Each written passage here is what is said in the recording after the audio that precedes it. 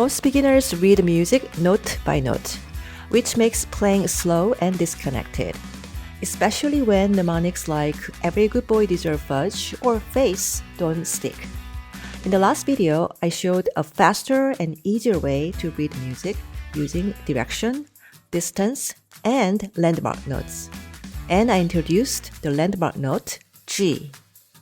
Today, we are going to explore the most important landmark note for beginners, middle C. This note right here is called middle C. You can always spot it because it lives just below or above the staff and has its own special line going through the middle. Middle C creates one connected musical map. When children begin piano, middle C becomes the central point that links both right and left hand. We are going to read the first note of Same Music, Ode to Joy.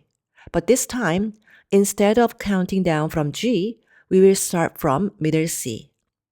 Since middle C has its own line through the middle, we treat it as a line note.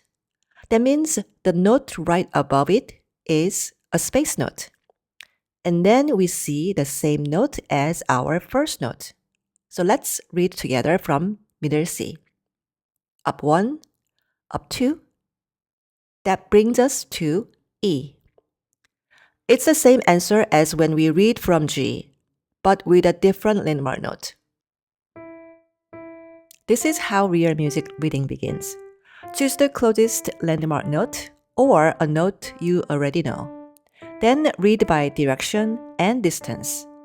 That's what makes reading not only easier, but 10 times faster and more confident.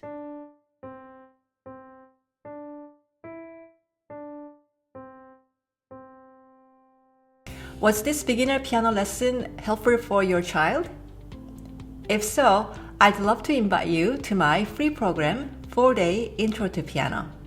In this course, we focus on building good piano hands, learning rhythm through movement, finding piano keys, and reading music both by note names and by direction on the staff. You can find the link to join in the pinned comment below.